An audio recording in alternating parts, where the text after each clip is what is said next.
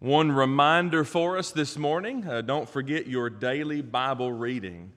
There will be a phone call coming out very shortly that will remind you something of your daily Bible reading. I've been talking about this phone call for what seems 2 months, but it is coming very shortly.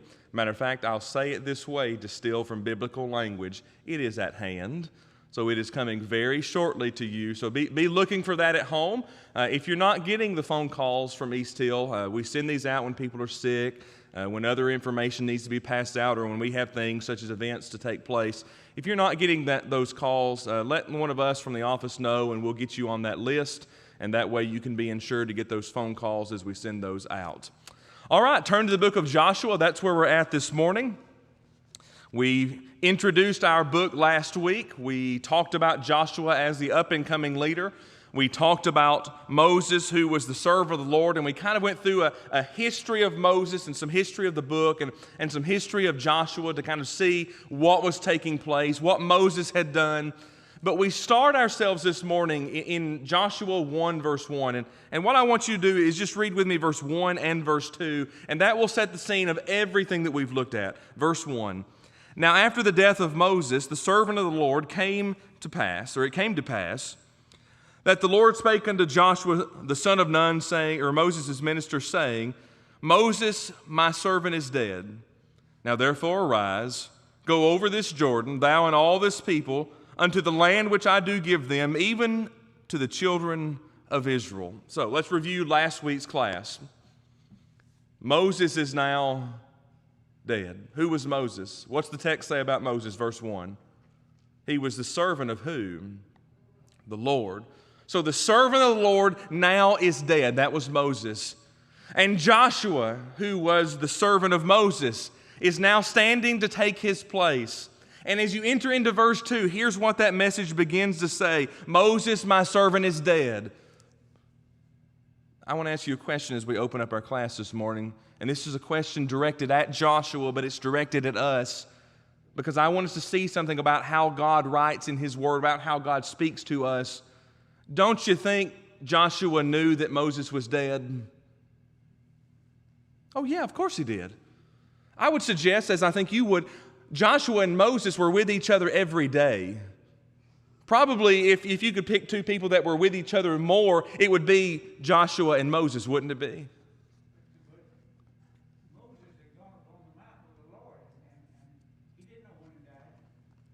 But we have Joshua who's alive and Moses who's dead.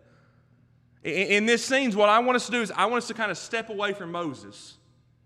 Focus on Joshua for just a minute. Didn't Joshua know that Moses was dead? So here's the question. Why did God tell him he was dead?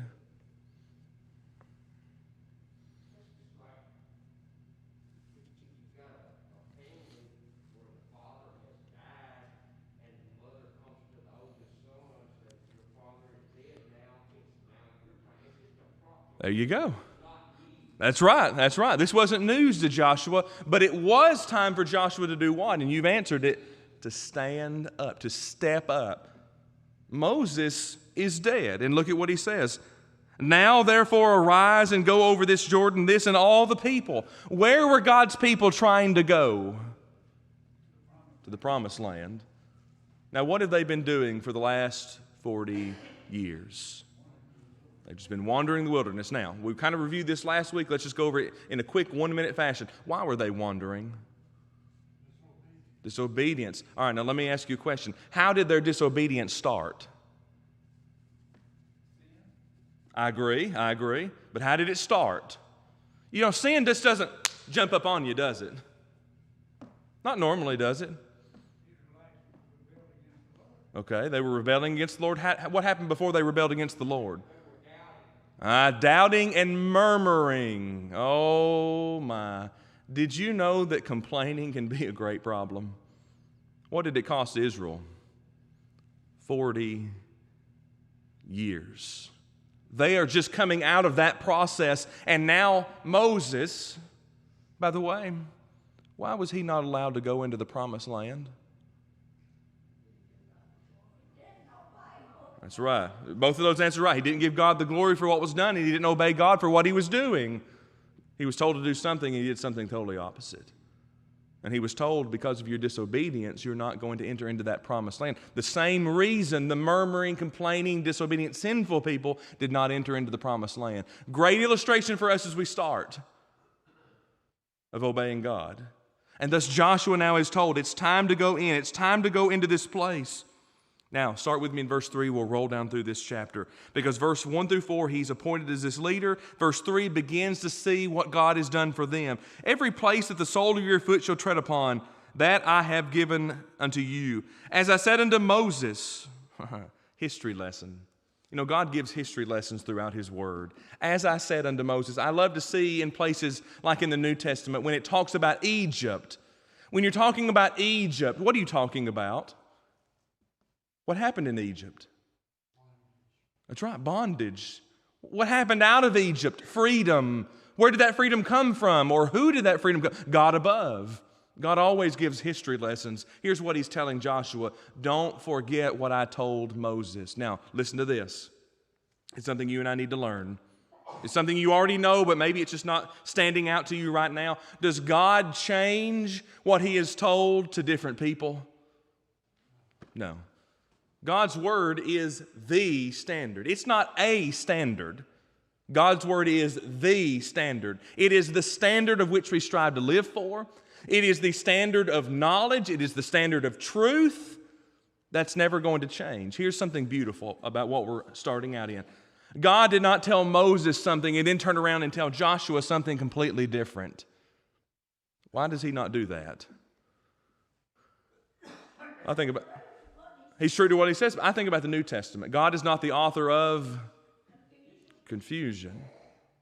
Okay, where were they trying to go? The promised land. He says, you're going to go, and wherever your soul, the sole of your shoe touches, that's what I've already given to you, as I've said unto who? This history lesson, Moses. Verse 4.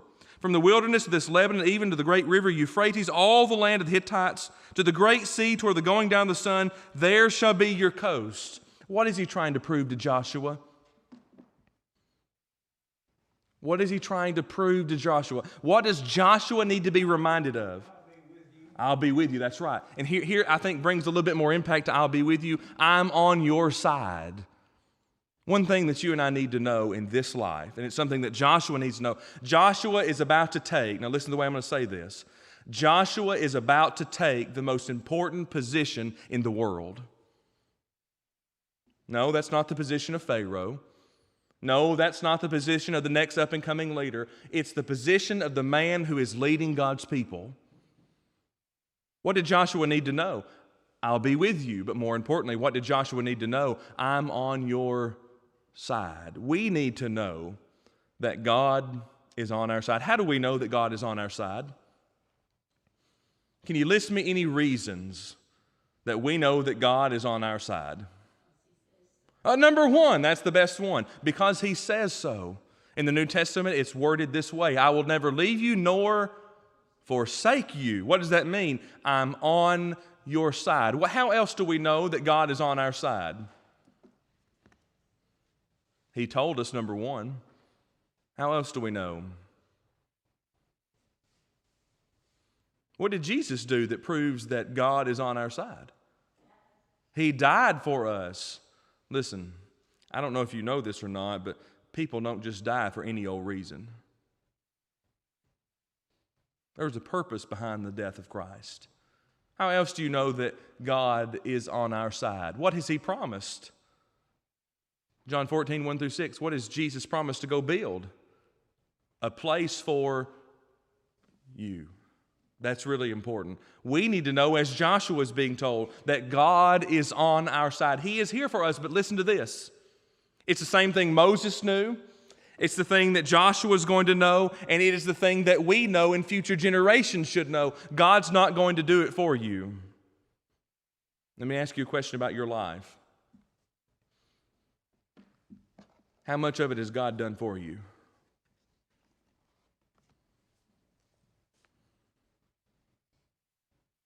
How much of it has God done for you? I know that the watery grave of baptism has been provided for you. That's not something you could do for yourself, is it? You can't save your soul by yourself, can you? Now, what has God done for you? In your decisions, just think about this. He's given you His guidance, but does He make those decisions for you? No. In your attitude, He's given you His guidance, but does He make that attitude for you? We're going to talk about our attitudes this morning in our sermon. Does He make you have a good or bad attitude? What has God made you do? The answer is nothing. God's not going to make Moses do it. God's not going to make the people of Israel do it. God's not going to make Joshua do it. God's not going to make you do anything. But He certainly has provided for us, hasn't He? He certainly is on our side. And now Joshua stands in this position where it's time to go where God has given to His people. By the way, there's a great, at least to my mind, parallel between Christians and the book of Joshua. You know what that parallel is? They're going to the promised land, right? Where are we going? To the promised land. What land is promised? Well, the land of heaven, isn't it? It's a prepared land. It's a perfect land. By the way, we might even say this from Old Testament language. The place of heaven is flowing with milk and honey. Wasn't that what the promised land was told? So here is this group of people, and here is Joshua, and it's time to stand up. Now, when we enter into verse 5, we're going to start a section of which we find the conditions that would ensure Joshua's success in conquering the land. Another thing we need to know, God's not going to do them for it. He's promised it to them, hasn't He? He said it was theirs, hasn't He? But they've got to put it into practice. Start with me, verse 5. There shall not be any man able to stand before thee all the days of thy life. I was with Moses, so I will be with thee. I will not fail thee, nor forsake thee. Boy, doesn't Joshua need to hear that. We're getting ready to conquer some land. By the way, how many of you want to go conquer land today? I don't know anybody who's particularly happy about conquering land except the general who's not going to go and conquer the land. Except those in history who have been entitled conquerors, who never went to conquer the land.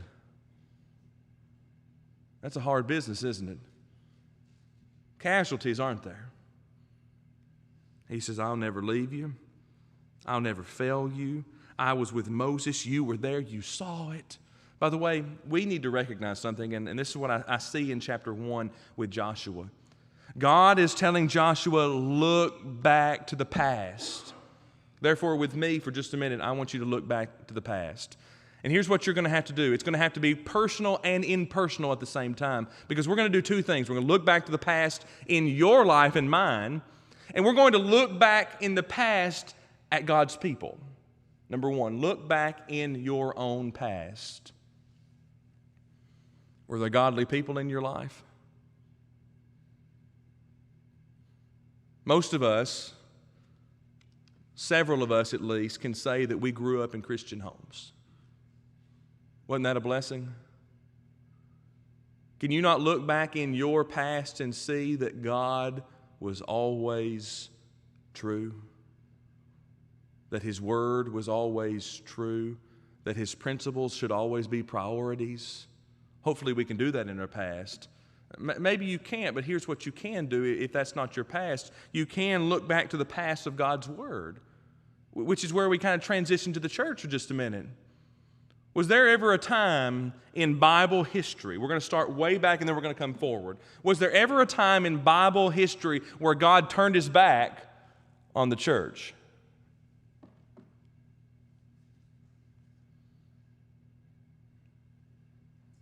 Now, that's a different question than, did the church ever go through dark days? Church ever go through persecution? Oh yeah. Read the New Testament. Did the church ever suffer? Oh yeah, read the New Testament. Were Christians ever killed?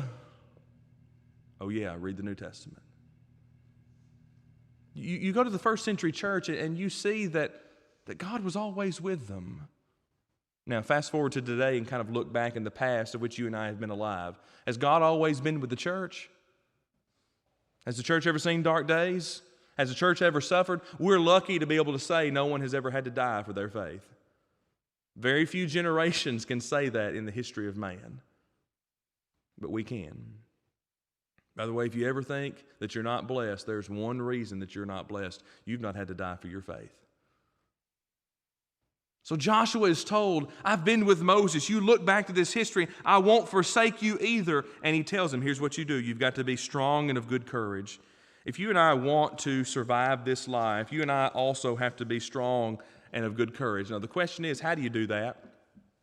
How do you become strong? How do you have a good courage, a good morale to know that God is never going to forsake you? How do you do it? That's right. It's all about knowledge. Christianity is a taught. Do you understand? You'll never become a Christian. No one will ever become a Christian on accident.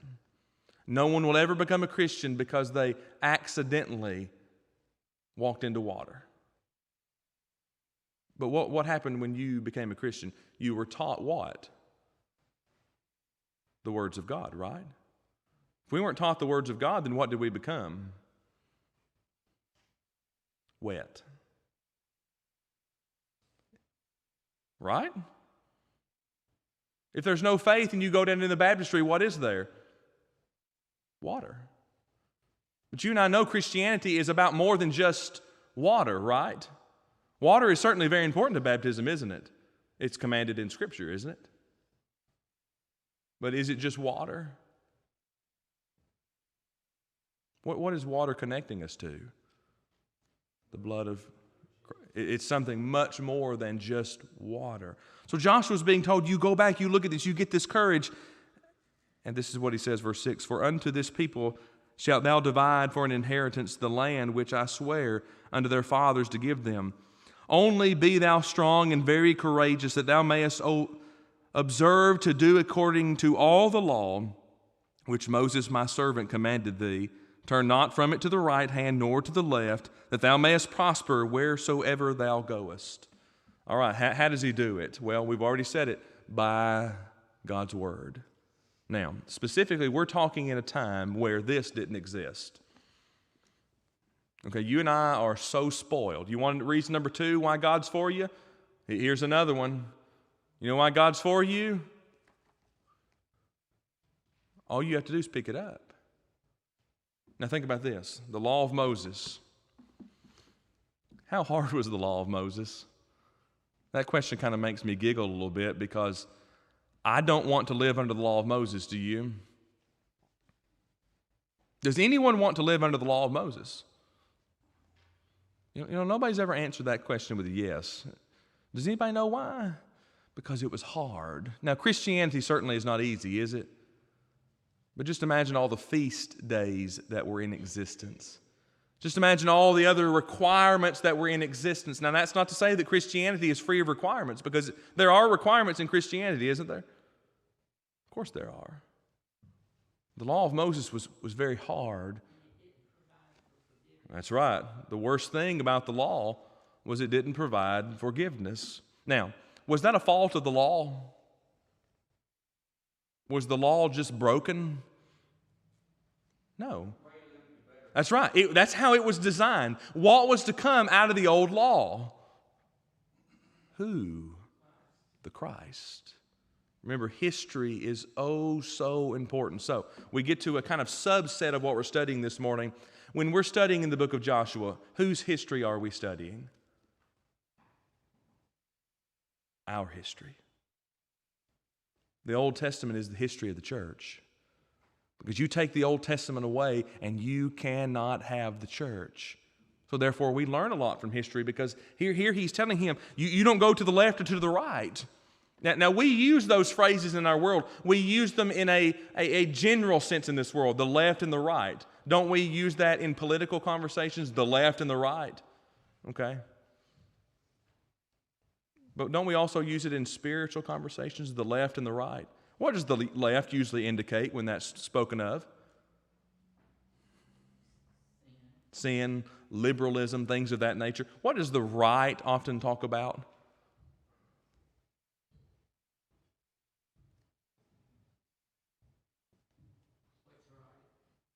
sometimes what's right. Look at what he says again. Listen to it. Verse 7. Which Moses my servant, middle of the verse, which Moses my servant commanded thee, turn not to the right hand nor to the left. Where does he want Joshua to stay? Right in the straight middle. That's where we should stay. But sometimes we wander to the left, and oftentimes we'll call that liberalism. Sometimes we wander to the right, and oftentimes we'll call that extreme conservative. Where should we be? Right in the middle.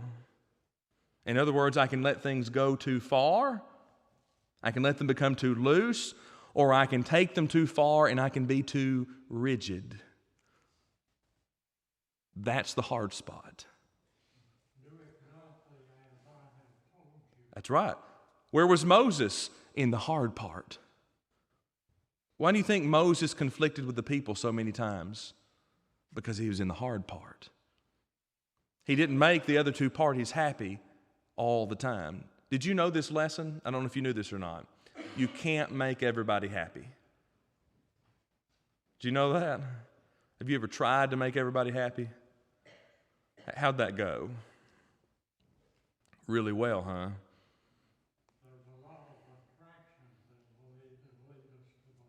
That's right, the left or the right. That's never going to change, by the way. I often say, times haven't changed, but the people have. There are still people going to the left. There are still people going to the right. And there still must be a people who stay in the hard place, the middle. That's where Joshua's being told, verse 7. Don't go. And he says, verse 7, if you'll stay here, wherever you go, you'll prosper. Wherever you go, good will follow you. Why? Because you're following the commands of who? God. You're following. That's right. And by the way, I'll suggest to you that people who are weak and people who have no courage will never follow God. They may give the impression of following God. Isn't it possible in the world we live to look like a God-following person? I'm going to ask this question for a yes and no answer, okay? Because I don't want to create a discussion, but I want you to see something. And I'm going to use a topic that's a little bit divisive. But do politicians ever say they serve God on the left and the right? So it's pretty simple and obvious to us that people can say, look at who I'm following. But does that mean you're following God because you say it? No. There are some politicians who think they are God. There are too many. I'm going to double down on your statement. There are some Christians who think they are God. That's dangerous, and that's what he's telling him not to be. He says, this book of the law, this is verse 8, shall not depart out of thy mouth, but thou shalt meditate therein day and night, that thou may observe to do according to all that is written therein, for then thou shalt make thy way prosperous, and then shalt thou have good success. He gives him the recipe. Joshua, how are you going to succeed? I'm going to succeed day and night, Joshua has to say, because it's the only way to succeed. Now, let's ask a complicated question, but it's real easy. You ready? Has that changed? Has that changed?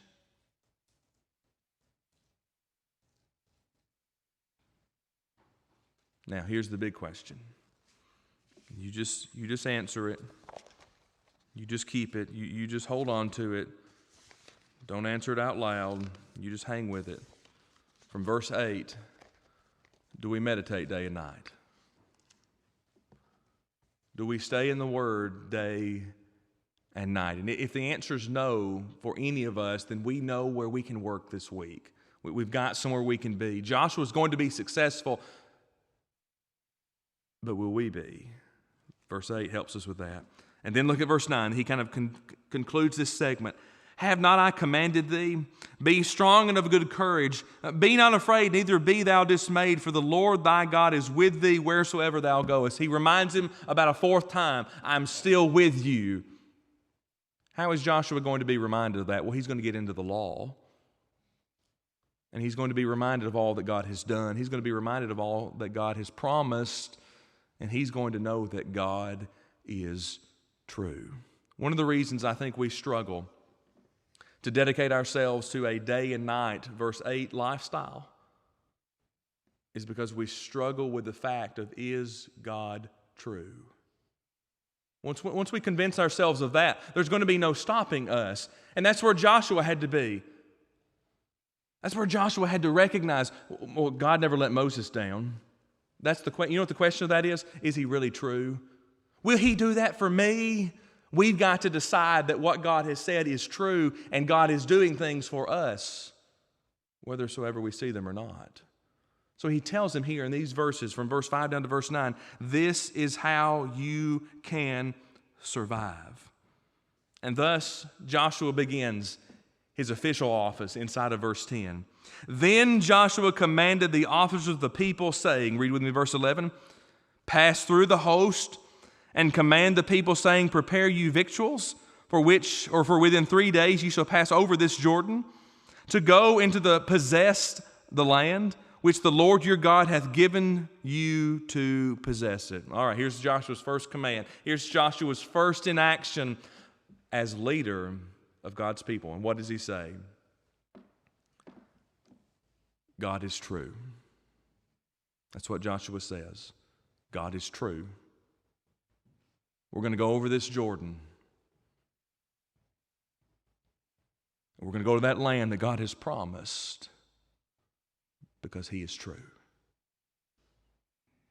Do you know how you can see the hope of heaven? Because you know that God is true. If you doubt whether heaven is real, then why would you want to go there? If you doubt whether heaven is real, why would you want to live the Christian life? If you doubt that heaven is real, will you ever make it? I'm convinced the answer is no if you doubt that heaven is real. And what is Joshua? His first command, God is true. You and I need that reminder from time to time that God is true. God's never failed on his promises.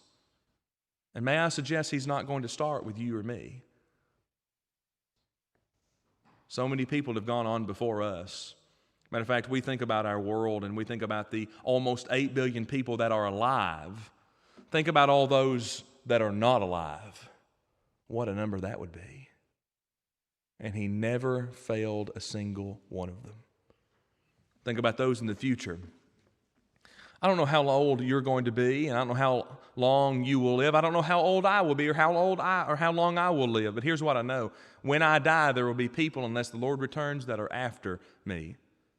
I don't know how many billions will be there if the earth still stands. Is God going to fail them?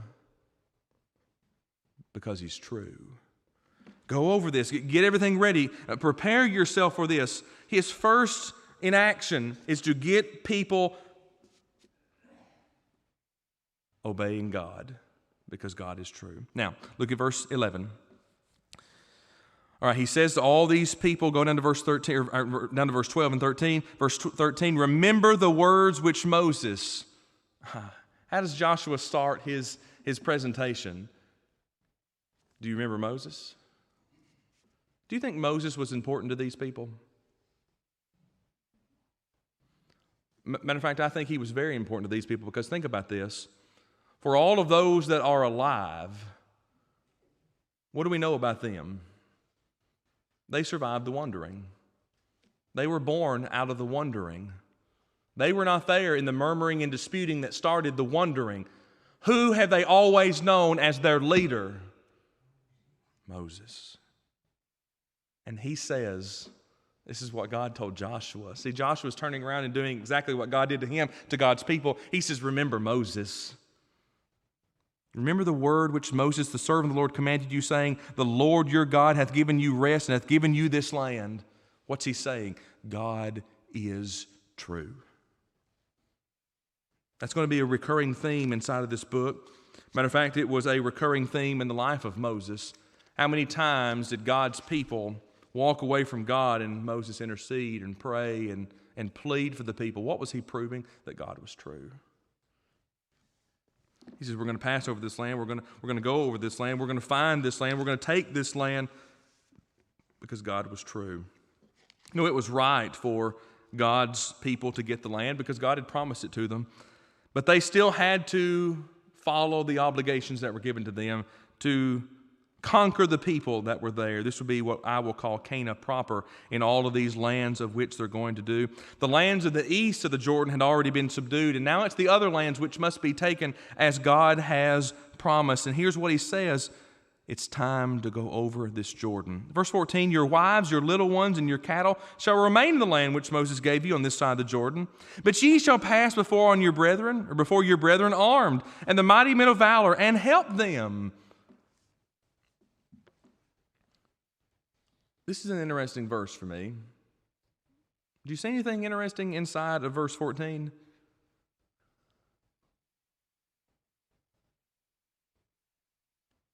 I want us to make a spiritual application to verse 14. Do you see anything interesting in verse 14?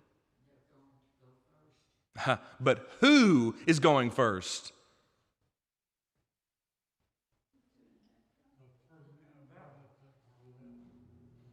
All right. Yes, yes, and yes, but watch this question. Who is going first? I agree. Now, number two, who is going second? I agree, but get specific. Who?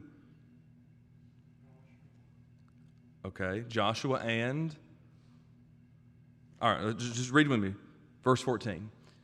And this will help you narrow out the who is not going. Your wives, your little ones, and your cattle shall remain in the land. So who's going? The men. The men. These mighty men, these men of valor. Let's make a spiritual application of that. Let's make a spiritual application. That you and I are not in a physical battle, are we? We're not trying to conquer lands. We're not trying to take over districts, or we're not trying to build a physical empire, are we? We're in a spiritual battle, aren't we? Who should lead that spiritual battle? Who led this physical battle? Who went first? God went first. So who in our lives should go first? God. Who should go second? What group out of the people should stand up and do what's right first?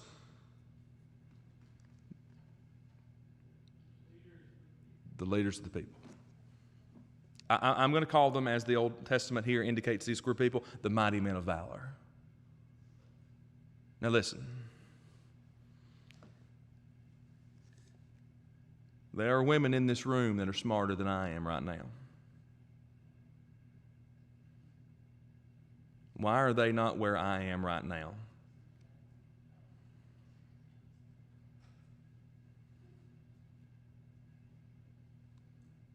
Why? We're scared of that answer. We're scared of that question because what society do we live in? Gender neutral. That is a really good answer because that is the society we live in. Whether you like it or not, I don't like it either. We live in a gender neutral society. By the way, our own country says you're not going to call them he and her anymore. You ain't kidding. But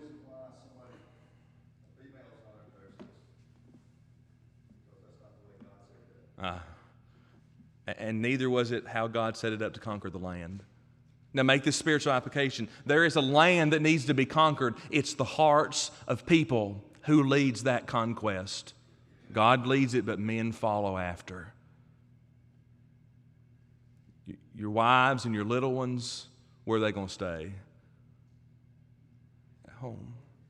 Okay, now listen to this. We can make that spiritual application. Does that mean that the wives sit back and do nothing? Oh, on the contrary. Oh, no. Ladies, what do you do in the church?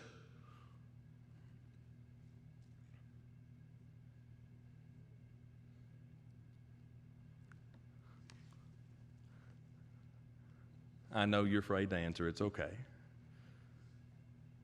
You do more than you think. Here's what I know. If we took all the women out of the church, it would die. Do you know that? If we took all the women out of the church, it would die. We took all the children out of the church, it would die.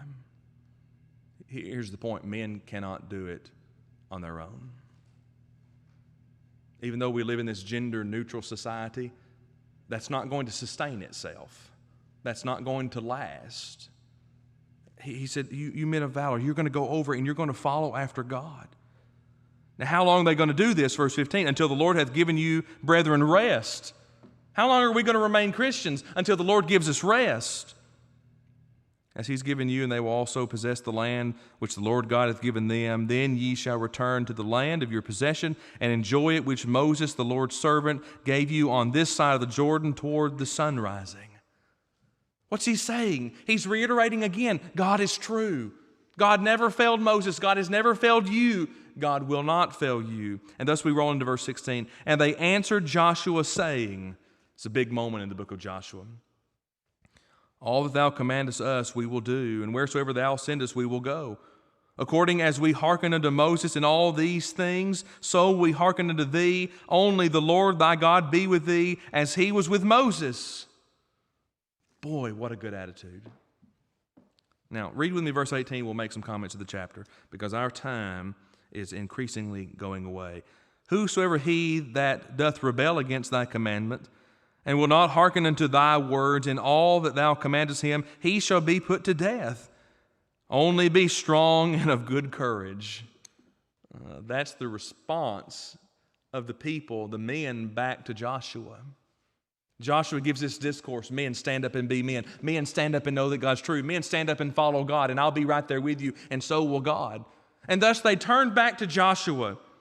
They had one choice. They did. They had a choice. It was either to obey God or not. That's like Puerto Rican cook in the army. We'd ask him, what do we have for mass? And he would say, men, you have two choices. We'd say, what are they? He'd say, take it or leave it. I have a feeling people took it. Now think about God for just a minute. Okay? Is God going to make you do something that's harmful to your eternity? No. No. That's really the question that we need to start asking. We need to start asking the question, is it going to be harmful to eternity, not harmful to this life? Because here's the truth. How permanent is this life? It's temporary, isn't it? It's temporary. So am I going to obey God unto eternity? That's the question I need to ask. Is God ever going to harm eternity? Well, the answer in the New Testament is no. The answer in the Old Testament was what? No.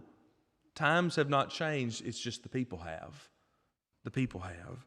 And thus I want you to see a few things. That he says, verse 16, the men respond back, wherever you command, we'll follow you. But they also condition that because of verse 17. As we hearken unto Moses, so will we hearken unto you. Why did they follow Moses? Well, only the Lord thy God be with thee.